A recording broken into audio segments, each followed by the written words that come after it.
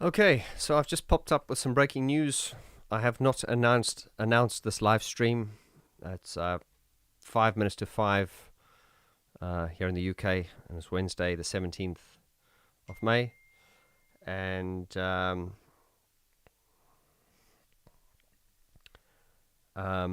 yeah, I'm just popping up to give you some breaking news on the photographic book, which has been delayed, and I'm delighted to tell you that the Kickstarter is now live. So I know I've not announced this yet, but if anyone is, I can see some of you are on there. So if you could just make yourself known, just let me know if you can hear me. Let me know if you can see me. I may be talking to myself. Don't hear. Okay.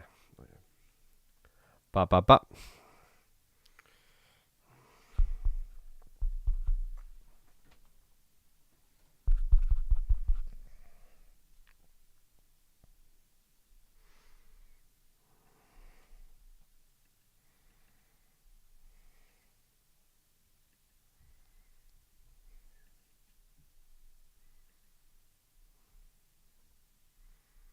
Okay, can you hear me?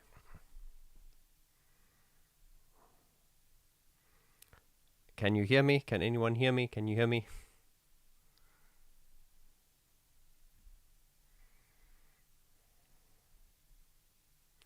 Hello, hello. Oh, you're hearing me loud and clear now. Okay. DFC, you said I don't hear any sound. Can you hear me now? Hearing me loud and clear. Okay. Okay, thank you. Thank you very much.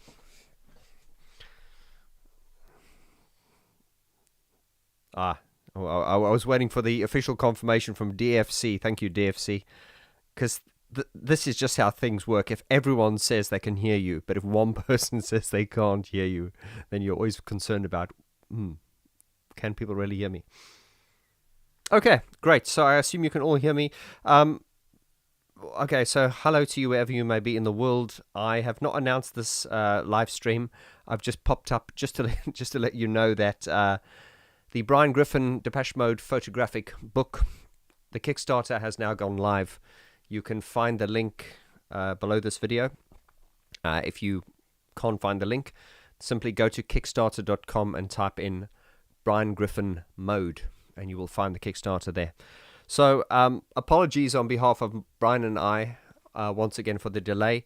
As the cottage industry operation that I run, I'm pretty much a one-man operation. So, but I always try to be as professional as I can. So we announced that on Sunday, the Kickstarter would go live, and we really thought there would be enough time, because Kickstarter, obviously, when you put a project on, they usually take a couple of days to, approve it. They took a long time. So anyway, the bottom line is the Kickstarter campaign for the Brian Griffin photography book is now live. So if you want to get behind it and support it, you can click in the link at the bottom, or you can go to Kickstarter.com and just search Mode Brian Griffin. And while I'm here, I might just take a few questions, see if you have any questions. It's been a long time. I must apologize. I've not released videos for a while. Things have been a bit insane.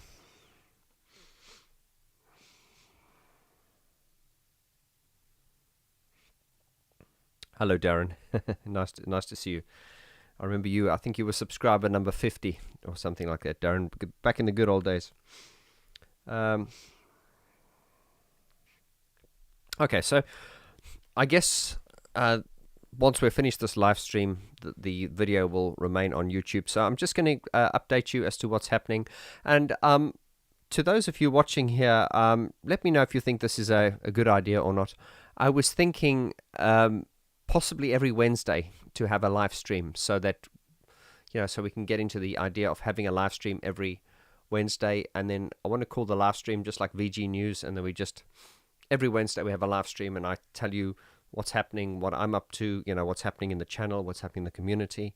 I think that's a good idea, because I get a lot of questions regarding certain things, and I think it'll be good for us once a week to run some kind of a live stream. Let me know in the comments below if you would like to see that, or if you're not interested, and probably just an hour every Wednesday. It would probably be about 6 p.m. UK time every Wednesday. Do an hour live stream every Wednesday, and I just want to put more love back into the channel.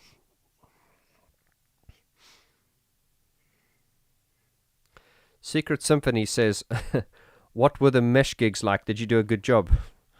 It's not for me to say, but all I can say was they've recruited me to play keyboards for them. So I'm now Mesh are essentially Richard and Mark. They're a duo, but I've essentially been recruited as the official keyboard player, and I guess until they fire me or they find someone better. So the gigs were fantastic. Actually, I remember I interviewed Mesh about 3 years ago, and I know Rich reached out to me through the channel, and I went to Bristol. I interviewed them, and he gave me some CDs to listen to, and I'll be honest, I listened to. It's just because I'm so busy. People send me music all the time, and I just don't have time to listen to it, even though I'd want to.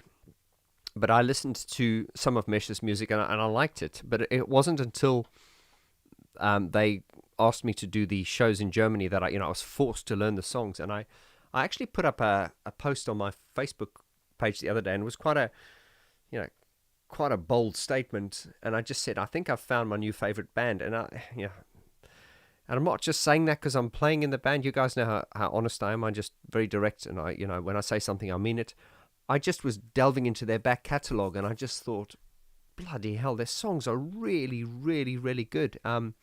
So yeah, very underrated band, and I'm pleased to be a part of it. I think the synergy, or put it this way, we meshed quite well together. I think it's just because if you've listened to Vaughn, my music, it's not completely different to Mesh. I mean, theirs, I guess, is a little bit more upbeat. I've been accused of being depressing. But I think the kind of sound and the genre that we're in are similar. So I think it works well together. So if you're in London or Bristol, we're playing this weekend. Friday in Bristol, and Saturday we're playing in London at the Islington Academy. And the gig in Bristol is at a place called the Marble Factory. So if you're in Bristol or London, I'd love for you to come and support us, and I'd love to meet you there. So I'll probably leave links in the bottom below as well. So yeah, the whole idea of this live stream really is just to announce that Brian Griffin's Depeche Mode photographic book has now gone live. The Kickstarter is now available and live, and you are able to click on the link and support the campaign if you wish. I'll just take a couple more questions.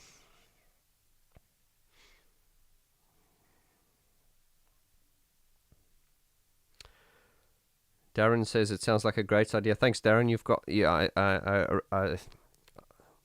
You're responding to my question on the live stream every Wednesday. I think that's a good idea. I've got my platform, which is called watchvg.com, and that is really it's like a paywall, like a subscribe members only thing. I did that because I wanted a place where people could get more in-depth content, but I will continue, obviously, releasing videos on YouTube. I know I've just been and this is why I need to do these live streams more often, is because I get a lot of emails, or there's a lot of misinformation floating about, and some of the misinformation that I've been getting is the fact that Vaughn has set up a streaming site and he doesn't do YouTube videos anymore, and that is absolutely not true. The watchvg.com site was set up to it's replaced my Patreon channel. It's just a way for you to support what I do, and also get more in-depth versions of the videos. But I'm pleased to say as well, like the Depeche Mode album review series, that has started on watchvg.com. We're currently running we're currently doing Songs of Faith and Devotion, but I think for the purposes of YouTube, I will still release short versions on YouTube, and I think, and once again, this is what's great about this channel is I can just get your feedback. I mean, my Depeche Mode album review series are, insanely in depth to the point that they can get ridiculous. I think the Violator one was 14 parts? It was ridiculously in depth. So what I guess I'm saying is I'm going to continue with that level of detail on watchvg.com. But I think it's a good idea for YouTube just to release let's say a 40-minute episode on where we do the whole of Songs of Faith and Devotion. So you'll still get your album review series on YouTube, but you can get the in-depth stuff on watchvg.com. I think that's very fair because I don't want to take things away from YouTube. YouTube is kind of like the front to what I do. It kind of drives everything I do in my business and everything. So, and as a one-man operation, it's quite challenging because, everything you see on this channel is me, and I don't mean that in an arrogant way, but the music you hear, and even I do all the music, I do a lot of the graphics, I do the editing, I do everything, and I'm hoping that I can eventually, and this was the idea with watchvg.com, is I really want to get to a position where I can have the resources to actually pay someone to edit, and I'm trying to sort of grow the brand. And I have struggled a little bit just because I've had a bit of ill health recently, of course, with long COVID and all that, and it's something I'm still suffering from. And anyway, I don't want to give you my sob story here, but we really want to. I mean, I really can see where this can go, and that is why I started the Watch VG page as a means to fund what I'm doing, and also, yeah. So that's, sorry, I haven't slept very much recently. That's why I'm a bit gibberish at the moment. We've got a lot on. We've got Brian Griffin's having a very big event tomorrow here in London. He's been made an ambassador for a watch company. I've got the 2 mesh gigs on Friday and Saturday. And I've got to host this event tomorrow, so things are a bit insane. So as from next week, I'm hoping that the dust will settle and I can get back to making some YouTube videos again, and because I've really missed it. it's just been a whirlwind at the moment, but I still think that the YouTube channel, I still think it's one of the best things I've ever done, even though at times it's nearly killed me. It's been hard work. I'll take some more questions quickly.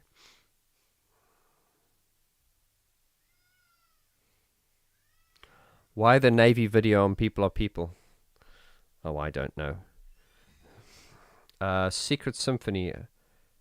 I didn't know Mesh were playing in the UK, actually. Yes, they are. We're playing in Bristol on Friday and London on Saturday. Yeah, Mesh are... people say Depeche Mode are underrated. Depeche Mode are not underrated. I can mention a lot of bands that I think are underrated. Depeche Mode are not underrated at all. I think that I think they've done pretty well. They've done pretty well. I disagree with them being underrated. What is your thoughts on Memento Mori now? Who's that? Milan Simco. That's a very good question. Milan, I'm actually about to release a video when all the dust settles on my verdict on Memento Mori, and I'll give you a couple of spoilers here. Memento Mori, as I said, I listened to it and I did a reaction video on watchvg.com, and then I also did a initial thoughts video here on YouTube.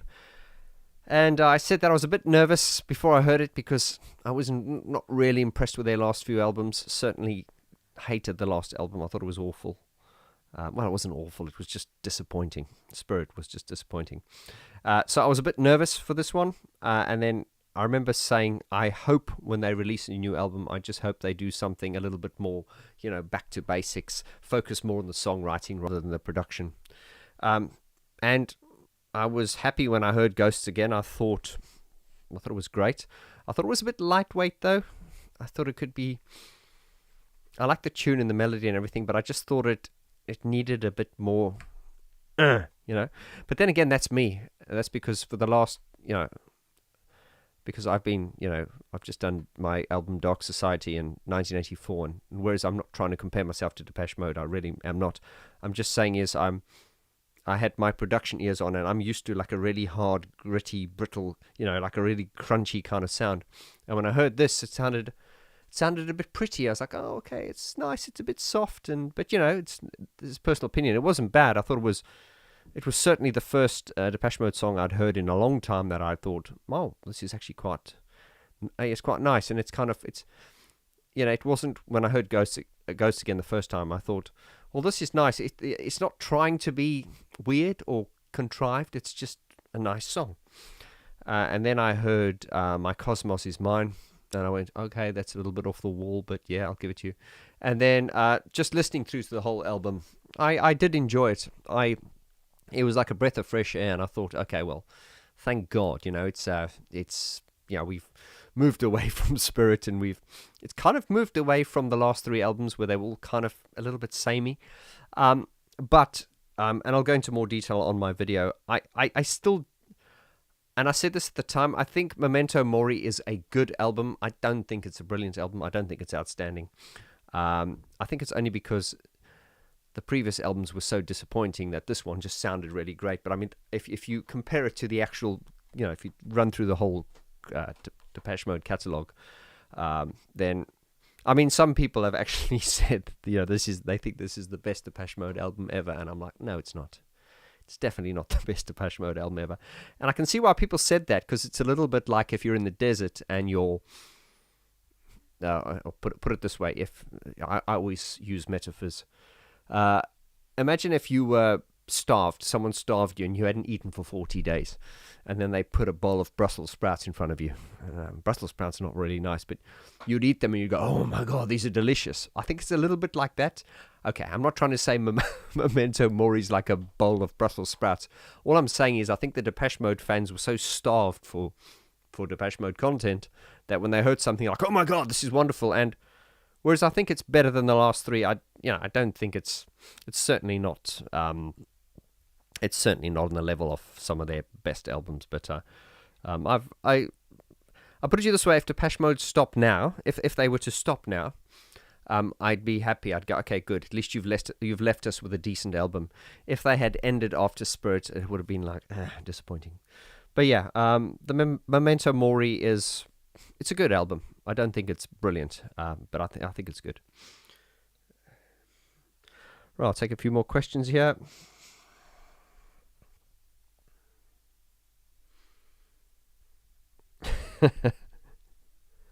Yulina says you're taking your math exam tomorrow. Wish you luck. I wish you a lot of luck with your math exam tomorrow, Yulina. Rob H says, if you could go and watch Depeche Mode live anywhere in the world, where would it be, and who's the support? Oh, I'd love to support Depeche Mode, of course. Put Vaughn on stage. Where would I want to see them? I don't know. Maybe in Germany, because I believe in Germany that's the sort of cliche is that the German fans are the most hardcore. I don't know about that. I think the Americans are up there as far as being hardcore Depeche Mode fans. The Americans are very, very hardcore, and it's interesting. I forget who I was talking to about this the other day. We're talking about how I don't know if it's still the case, but certainly even from the 60s. There was always this big desire to break America. Like if you were a band in the UK, if you could break America, you would have you would make it, and that is something that a few bands have been able to do. I mean, even like one of our most legendary bands in the UK here is Oasis, and Oasis tried America, and the Americans were like, no, we're not having this, because I think the thing is with Oasis is a very British sound. It's a very sort of like, they're clearly influenced by the Beatles, but it's a very sort of British kind of sound. So it's very, I don't know, it just sounds very British to me. And then, of course, there was, just randomly speaking, Robbie Williams. Robbie Williams obviously was a huge star here in the UK. Still is. And he tried to break America and didn't quite work there.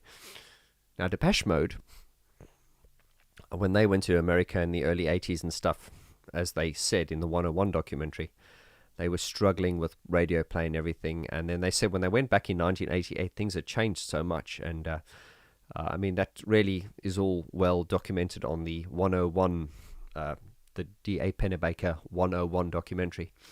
Yeah, they broke America. Depeche Mode broke America. And Depeche Mode really, really broke America because I was talking to, I forget who I was talking to the other day, but I was talking about this, saying like, I think America might be the most hardcore, really, because certainly from what I've seen, America is very, very, very hardcore for Depeche Mode, and particularly places like California, and that, you know, and once again, I think it comes down to the history of 101 and the Rose Bowl, Pasadena, and all that. But hey, man, I don't want to start any blasphemous rumors here, but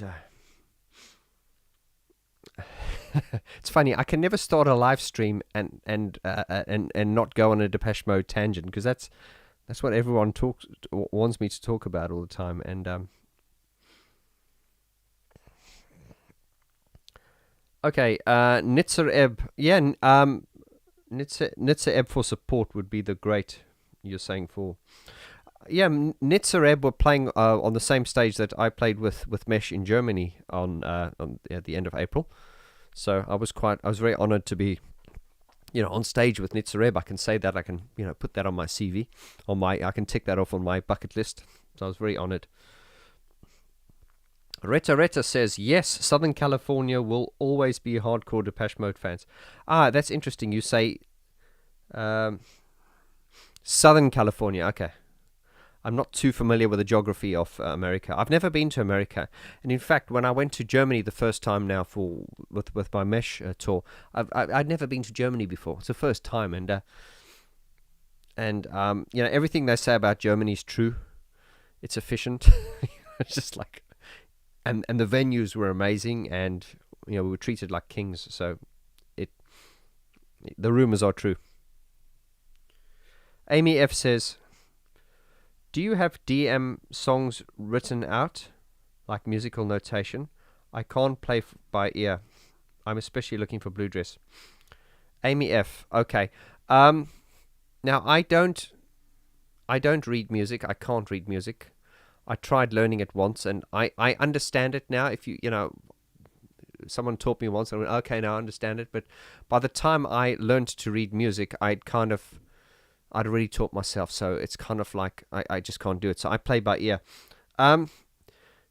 If you're interested in that, just look on my just go onto YouTube and type in Vaughn George Blue Dress, and you'll see me playing it. I do have I'm not trying to sell you anything here, but well, maybe I am. Later on, I'm going to. I give a coaching course at the moment called the Layman's Keyboard Method, and I've had good success with it with my students. I teach people how to play piano without reading music, based on a formula that I used, and it's worked very well. So, and of course, not everyone can afford the coaching, because it's the hourly rate is too much for some people. So I've thought what I want to do is, it'll be a good idea if I release like a video series on the Layman's Keyboard Method. These are things I want to really just bring my channel back to basics. When I started this channel, it was called Piano and Keyboard Artist, and I think if you look at the early videos, there was a lot of like keyboard, piano kind of keyboard, and that kind of stuff. And I think recently I've gone off I've expanded into other horizons, but I want to sort of bring it back to my first love, which is keyboards and stuff. So Amy, just to the good news is, I want to just say, in order to be able to play keyboards and piano, or any instrument really, you don't need to be able to read music. In fact, most of the people that I know that have had success in the music industry can't read music. And most people that I know that can read music and are classically trained, none of them have careers involved with music. It's quite funny. The people who've studied music don't do it, and most of the people who are releasing records and stuff and touring and stuff, they've never studied it before. So I'm a little bit, I'm not against learning classically. I think it can benefit you. But I think it limits people when they go, "Oh, I'm not going to do that because I've never studied it." That's nonsense, because I've never had a lesson in my life, and I'm proof that you can do it if you want to. So I hope I've answered your question there. But go back to my blue dress music video, and if you're interested, I will be looking at releasing some more tutorial stuff. Let's just see. Interesting. Hello, Jerry. You say Robbie Williams is popular in Mexico and not so much in America. Okay, I didn't know that. That's interesting. Milan says, that's a good question. Were all the stage sounds with mesh samplers from software sampler? Well, I'm not sure what you're asking. Oh, I see. It's a long story, and I don't want to go into too much detail there, but I did release a video on the Mesh. If you guys join the Mesh Facebook group, I've put a nice half-an-hour video on there. Just go into Facebook here and type in Mesh Facebook group. They've got a Facebook group of about 5,000 members. I'm trying to help them grow their Facebook group, because I think if you like Depeche Mode and the kind of music we talk about on this channel, then you will really love Mesh. I think their songs are amazing and really, really well produced. So yeah, go on to the Mesh Facebook group, join up, and you will actually see I put up a video just in the beginning of this week. Actually, it was a half-an-hour video, and I actually explained how I've set my keyboards up for live performances. So you'll get a lot of information in there.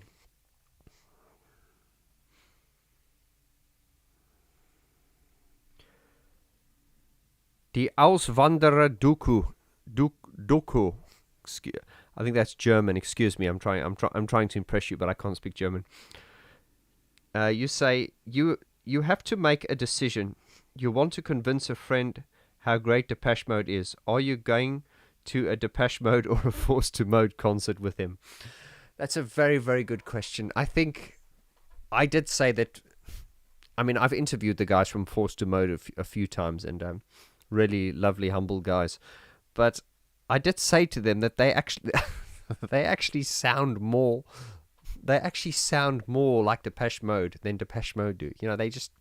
But then again, they're focusing on a period, which was kind of, kind of like a golden period. But then again, I say that because I'm of a certain age and of a certain time. There are younger people now who got into Depeche Mode later on, and your golden period might be from Exciter onwards. So I don't have a right to tell you, what is the best period. I did a video a while ago with some fans, younger fans. I think the youngest was 16 and the oldest was 25. I was trying to understand, the records I like. Do I like them just because I'm older, or do I like them because they're better? And if you go back and watch that video, you will see that a lot of all of those younger fans actually said that the records that I like the most, they like too. I'm talking sort of from the period from Construction Time Again up to Ultra. Those do seem to be the best albums. Okay, Darren Cotter says, just pledged. Keep well and safe, brother. Lots of love to you, Darren. Lots of love to you and your beautiful family. Thank you for pledging. I know you've been up for this, so thanks a lot, Darren. And I'll see you soon at an event soon. Thank you. Question there. Never seen Nitzareb live. You should. They're amazing. Technomatic. Hi, Simon. Marson. Are Depeche Mode playing in Amsterdam tomorrow? Yes, they are. That's right. It's interesting. Yeah, I think I put a video up. My most recent video I put up. Well, I haven't done videos in a long time, but I put up a video there about Depeche Mode's live set, and well, just spoke about the set list, and I mentioned there that I was, because I'm kind of old school Depeche Mode. I kind of like I'm a fan of the kind of Alan Wilder period, so I'm kind of happy that they're still going, but it's just not the same to me. I'm not saying it's bad. It's not the same to me. But it did get to a point where I was just getting, it was just doing my head in, with the way they performed, in the sense that, I think it's well documented, that I'm not a fan of that over the top drumming, that AC/DC, that kind of drumming. But certainly in the footage I've seen recently, someone said, "Vaughn, do you think Christian's watched your videos?" I don't think he has, and even if he did, I mean, he wouldn't care, and he shouldn't either, because I'm just a small fish. But I think definitely in the live footage I've been seeing recently, all the things that were pissing me off from the last tour, they seem to have rectified that. The drumming seems to have been toned down, and the keyboard parts, sort of like the synthesizer parts, and the keyboard parts, the parts that Depeche Mode are known for. They seem to be more in front. Certainly the mixing in certainly a lot of the mixes I heard on the Live Spirit show, all you heard was like drums, bass, and guitar, and you couldn't hear the keyboard sounds. And from what I've heard so far, it sounds better so far. I just don't like the snare sound, man. I'm very big on my snares, especially when it comes. I think this. A lot of the rocker guys are very big into their snares, and what gets me about the Christian, he's got a massive. I mean, he's got one of the biggest drum kits I've ever seen. I mean, it's massive. When you see him sitting there, he's just like, you can't even see him because it's this massive kit. So it looks really impressive, but the snares sound like toms to me. They don't have that.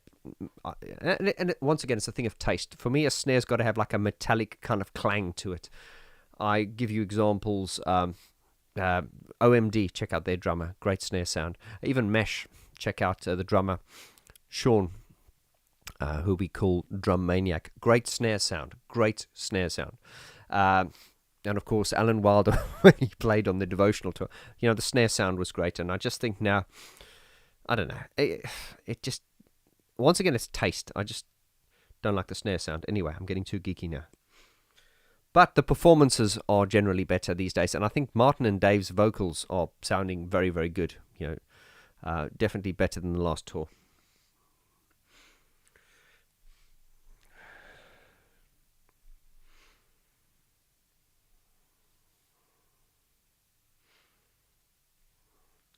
Oyvind, hello, brother.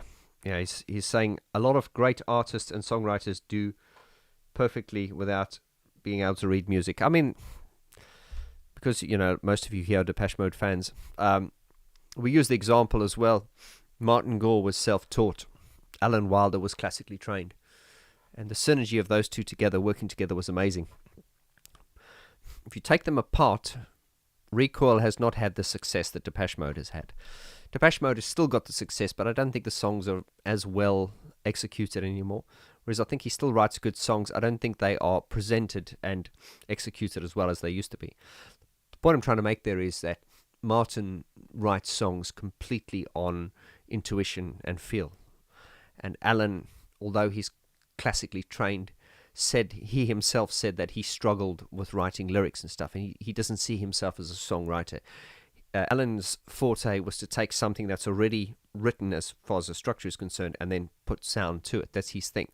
So coming back to Oyvind's comment there and to my previous comment there is, if you want to get into music, please don't think you need to go and study music. You really don't.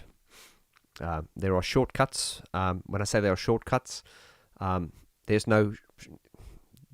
you can't bullshit it. You have to do your time, and you have to... All I'm saying is you don't need to go and study piano till grade 8. You don't have to. You can start basically... it's like learning the guitar. When I learned the guitar, I learned 3 chords. And then you learn 3 chords, A, G, and E, I think. And then you find books, which and then and as you'll be surprised how many songs use the same chords, and then you play those chords reading from the book, and you go, oh, and then you learn a few more chords, and then you just learn, and then once you've learned a few chords, you start writing your own songs using those chords. I mean, the punks only knew 3 chords, so don't buy into the idea that you need to study musical theory. It does help. By all means, get started, and then, but don't sit back and go, oh, I can't start because I haven't studied music theory. Absolutely not true.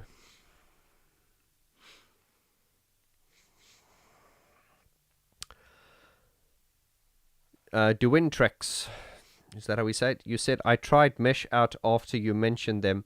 Reminded me of Camouflage, some of their stuff, which is good, and I love them also. Taken for Granted is my favorite. Yeah. I can get that. I think Camouflage is a band that some of my music gets compared to as well sometimes. So yeah, I think because we're all in the same genre, I mean, people like this kind of thing, but yeah, and Mesh's song "Taken for Granted" is a killer. I think that's the song we usually it's usually the one of the highlights after the encore. We do that one.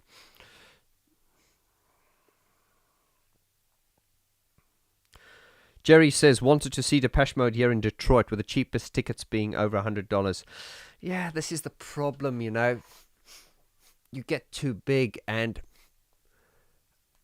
I liked Depeche Mode sort of like in the Black Celebration period when they played these. And I also think of that song, that gig, which was live in Hamburg, those kind of 8 to 12,000 venues, with the roof on, and it was all kind of claustrophobic and dun dun dun dun dun, and really like metallic sounding. And now it's like open air and arena, and it's like I don't want to say they've sold out, but hey man, if I got that successful, who wouldn't? It's quite funny. A lot of artists, they start out and then their fans go, yeah, and then they get to a certain size and people go, oh yeah, I remember them when they were better, because now they're too well known, so you don't want to know them anymore. But I mean, Depeche Mode, as I said, they're not a band, they're an institution, but now they're also very much a little bit of a corporate affair. And I don't blame the band for that, because I mean, if you're doing well and people are coming to see you and you're going to make money from it, why not? But I do think that the management really are, I don't want to say to blame, but some people have moaned recently that Depeche Mode's very, very corporate. It's become very corporate. It feels very corporate. And what can I say? It's a capitalist system. This is what we have. You've got to sell things to make money. Like I do on this channel. I sell things. But I always try to be balanced with what I'm selling and go, okay, this is available. I'm not shoving it down your throat. It's a fine line to tread, but right, let's not go off topic now.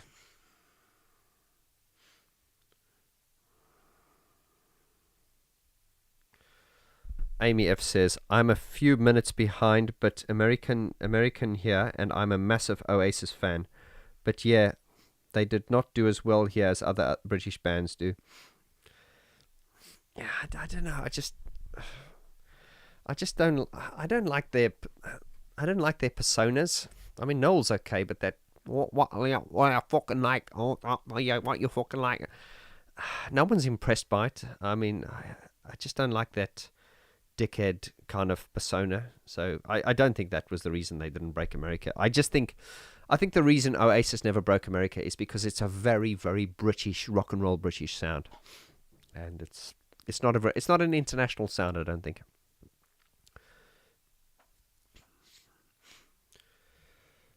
Here's a question or a comment from Duintrix, who say, I thought the drums were programmed to use certain sounds, not just acoustic. Okay, I'm not sure which band you're talking about there. Here's a good one from Technomatic. Hello, brother. Igenous snare is like Posh Spice. It has crack and no body. Brilliant. Brilliant.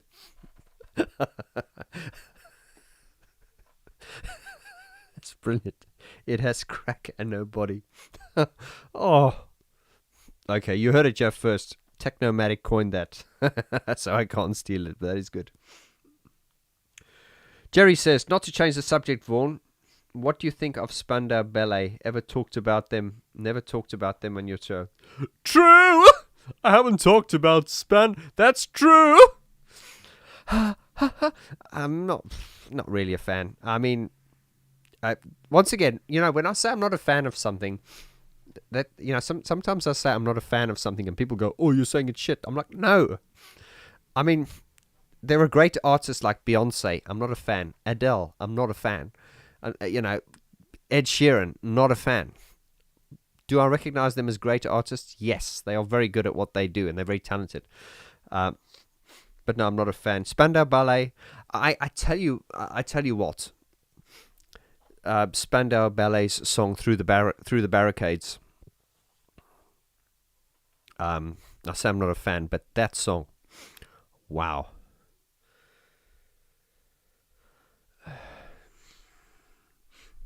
Amy says, Vaughn, just heard your response to my first question about reading music. I'm classically trained and a nurse as a full-time job, so everything you said is so true.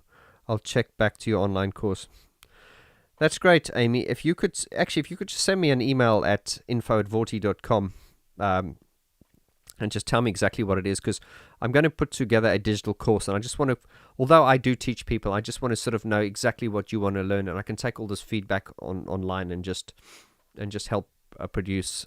I'm going to produce a digital course, which is going to be really affordable. So what it really is instead of working with me one-on-one, which don't take my word for it, my students have had good results, but it is too expensive for some people. And I understand that, so I'm just trying to find a way to make it accessible. So if we do like a recorded version of it, I think you'll get good value from that, and I can reach out to more people. I've also thought of doing sort of group classes, maybe, like a class of maybe 4 or 5 people, probably no more than that, where I can do it for a cheaper rate, and then people can make it more accessible. Because I'm not bragging, I can really play. I'm not Liberace, but I can play well enough to produce records, play in bands and things like that. So, and the way I play makes sense to me, and the people that I've taught, it makes sense to them as well. It's all based on pattern recognition, and how your brain works is you have these neural pathways. Every time new information is introduced into your brain, you have these little neural pathways, and then they join, and then the more you repeat the information, the neural pathways get reinforced and thicker. So my layman's keyboard method, as I call it, it's based on that. It's based on learning things, repeating them, and then seeing recognition, and then recognizing patterns, but then applying them to other things. It's kind of like joining the dots, rather than starting with da da da da da da da da da. But yeah, now I sound like I'm trying to sell something, but I'm just very passionate about what I do. So, and I love teaching people.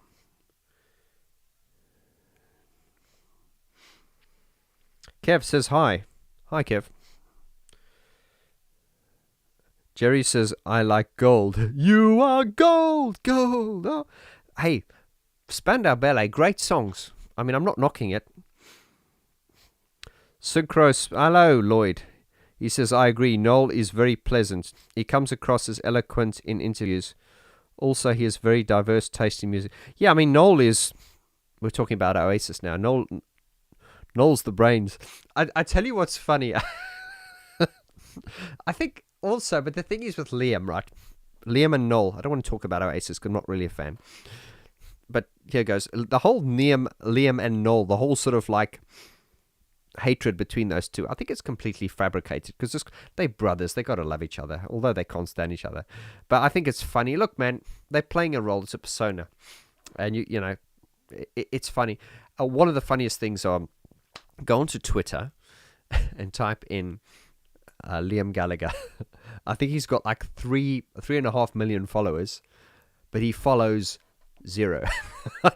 He doesn't follow anyone. I just love that. Sometimes you see these people on social media, like on Instagram, they'll have 1,000 followers, but they're following 2,000 people. When you see someone like that, then they're someone that's just desperate for clicks. It's like, oh, follow me, I'll follow you kind of thing. which you shouldn't do, I don't think. I mean, if I see someone following 2,000 people, then I'm just thinking, there's no way you can follow 2,000 people, not sincerely. I think your follow ratio should be a lot lower than the amount you follow. It has to be, because, I mean, how can you follow 2,000 people sincerely? But in the in the case of Liam Gallagher, 3.5 million followers, and he doesn't follow anyone. He's like, fuck like, I'm not going to fucking fuck you, I'm going to follow you, fuck like, fuck. Don't swear. Fuck like. Right. Sean says, hey Vaughn, did you like the PDF book of electronic musicians that I sent you? Did you send me was it a physical book you sent me? Sorry, Sean, I sometimes don't know whether I'm coming or going. There's just so much happening. Oh, it was a PDF book. Sorry, PDF. So it would have been. Sorry, I'm a bit slow on the uptake. I tell you what, Sean, can you just email me at info@vorti.com and just remind me so if you've sent it to me so I can just double check, please. Thank you.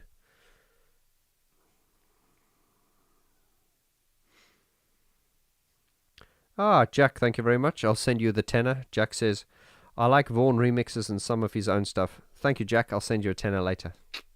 Appreciate that. Kev says, hi Vaughn, I'm going to see Midge Ure tomorrow. Wonder if you know his work and what's your opinion of him and his work. I have huge admiration and respect for Midge Ure, as an artist and as a person. I think he's a very decent man. I'm not a huge Ultravox fan, but then again, I don't think I've given it much time.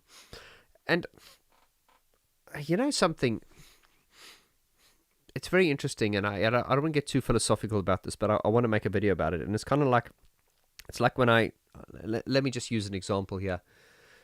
It's like when I interviewed Mesh the first time and they gave me their music, and I listened to some of the music and I thought, this is really, really good. But I wasn't that invested. But now that I've had to learn the songs, I've had to really listen to them. And now that I've really listened to them, now I really like them. The point I'm trying to make is there's a lot of music out there that is very good, but it's a little bit like when you meet a new person. It takes a while to get to know people. So it's a little bit like music sometimes, especially with Depeche Mode's music. Depeche Mode's music, to me, I've never heard a Depeche Mode song initially that I've loved, except for like Enjoy the Silence. But I mean, a lot of their songs need time to grow on you. So the point I'm trying to make is that is, as we as humans, we need time. Sometimes you need to listen to an album over and over and the songs grow on you. Now, the problem is with these days is, there's a lot of good music out there, but you might hear a song once and you go, okay. But if you'd heard it 3 times, you might start to like it. But because we're bombarded with so much stuff, we don't give things the time, and we can't because we don't all have the time. That's an unfortunate part of it. It's just, there is good stuff out there, but a lot of music needs time to grow on you. Depeche Mode get away with murder because, as I say, especially with the last sort of like couple of albums, not the Spirit and the ones before. I mean, I'd listen to them over and over and over because I'm really just trying to like them. But there was nothing on there that really got to me, As I say, Memento Mori, I think, is the best album they've done in years. Right. Marcus is saying Vince Clarke projects. Yep, you're obviously responding to someone there. Vince Clarke, I mean, I just bow down to the man. Absolute genius. Dave's solo albums. Dave Gaughan's solo albums, I think you're talking about. I haven't studied them much, but then I've heard some stuff from them, and I got that, it's very, very good. Once again, you don't have the time or the bandwidth to listen to everything.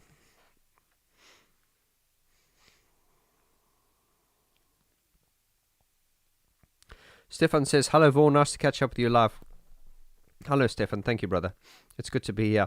So, I'm going to wrap it up soon. I guess what I wanted to say was, I don't do many live streams. I know it's something that's been suggested I do. Now, a few, I think last year, I used to do videos on my YouTube channel, and they were called VG News. And what they were, it was like, updates of, what's happening in the electronic music world and things like that. And I thought to myself, it's probably better if I do videos like that live. So I'm proposing every Wednesday from now on, from 6 p.m. onwards, we do a live stream. And that'll be like this type of video where I just tell you what's happening, talk about events that are coming up, and how we can connect. Because I do feel I've lost a bit of connection with the community recently, and that's nothing sinister. It's just been an overwhelm and a shitstorm of too much work and too many projects. But I've only got myself to blame. So just a few bullet points at the moment. I want to do every Wednesday from 6 p.m. a live stream. Let me know what you think about that. This kind of format where we just talk about what's happening and take a few questions. It'll be a great way to remain connected to you guys. And then what else is happening? Tomorrow we've got a Brian Griffin special event. He's been made an ambassador for a watch company. I will post photos about that afterwards. But the breaking news, the most important thing that you need to take away from this video, is that the Depeche Mode photographic book called Mode by photographer Brian Griffin, that the crowdfunder has now gone live. You can find the link in the description here, and you can click on that link and you can pledge. We put a lot of thought into that book. I know because Anton, full disclosure, I got the idea when Anton released his book. He released a book called ACDM. Beautiful, big photographic book. Very expensive though as well. And I'm not saying it doesn't deserve to be expensive. I'm just saying he went in at a very kind of high price. And long story short, so when I saw that, and I was sitting with Brian one day, and I just said, Brian, why have you never released a Depeche Mode photographic book? And this is how the whole thing started, because he went, that's a good question. Why have I never done that? And anyway, so that's really what this campaign is all about. It was, about me, the fan, asking, where's the Depeche Mode photography book? So this book is, it's called Mode. It's a beautiful jet black book, 240 by 240 millimeters.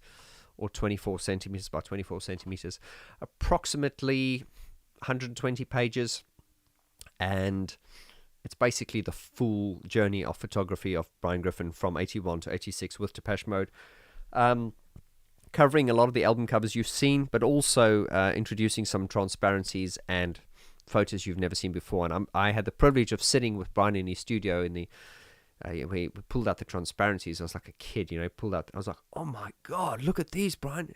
No one's ever seen these before. And he'd be like, oh, do you think people would want to see those? And I was like, oh, Brian, what have I taught you? Oh, yes. Anyway, so there's a lot of beautiful imagery in there that's never been seen before. And the book is affordable. And of course, Brian never wanted to compromise on quality, nor did I. So we put a lot of work into it. But the book is available now for £40. I think Jeff Roll was on there the other day. He calculated that to be, I think that's about $49. It's probably about 44 euros. But yeah, that is I feel good value for something which is fundamentally something that's never been done before. So yeah, that is available now on Kickstarter if you want to support. And then I've also, as part of my live streams, I was thinking of doing maybe do some live performances here on YouTube. Nothing too indulgent. Maybe just, I don't know, maybe just play on the piano and do a few numbers like I do on my channel. I like the idea of the live streams because I can just kind of interact with you guys more interactively. Because I know this channel has really been a recorded channel. It's just because I'm getting more confident now with live streams, but I think the reason I didn't want to do live streams is because I tend to go off topic. It's just the way my brain works. I can kind of go on a tangent, but you guys can keep me on track. But yeah, some live streams, and yes, and then of course we've got the mesh gigs on Friday in Bristol at the Marble Factory, and we've got London, Islington at the O2. So if you want to come and see us, I think the tickets are about £25. Yeah, come and see us, and come and support. Come and support Mesh. It's a really, really, really, really great band with some great songs, and guys with heart that are really into what they do. Okay, that's it really. So check out the Kickstarting campaign. When this weekend is over, I'm going to have a lot more time to kind of think and get back on track. As I say, I will start releasing album reviews of, like one episode. Like I'll do a Music for the Masses album review, but it'll just be one episode. So it'll be like maybe a 40-minute episode, which is good. It won't be like 15 parts because all that in-depth stuff will go on watchvg.com. So that way, if you want to subscribe to watchvg.com and see all that in-depth stuff, you can. But if you don't want to, you can see the condensed version here on YouTube for free, which is obviously not going to have all the details. Oh, there's one more thing as well, guys. Sorry. There's the Gareth Jones event, 13th of June. Yeah, 13th of June. It's a deep dive. Gareth is going to be at the Strong Room, and he is going to be diving deep into the Construction Time Again record. So he's never done this before. He's basically going to have a quad system, a surround system, and he's going to basically, like I do on the channel, when I talk about the album review series, I'll play sounds in isolation. He's going to be doing that. So, hey man, he's Gareth Jones, and he produced 3 of the best Depeche Mode albums. So he's going to be at the Strong Room on the 13th of June doing a deep dive on Construction Time Again. So if you're interested in that, do come along. We've sold out half the. We've sold, I think, half the. Well, yeah, I think we've sold about 3/4 of the tickets. So there are still some tickets left. So if you want to come to that, it'll be good to meet you. And yeah, that's on the 13th, and then on the 17th of June, there's the Depeche Mode show in Twickenham. I'm going to that. People have asked me if we're going to organise a meet and greet, or not meet and greet, just a hangout before or after. So I'm looking for that. I'll probably do something. I'd like to meet as many of you as possible. That's it, guys. So I'm getting a bit gibberish here. I'm knackered. I think I'm going to go and just chill out now. But thanks very much for your time. Really appreciate your support and love as always. And I look forward to returning next week with with a lot more new content. I'll see you then. Lots of love. Adios.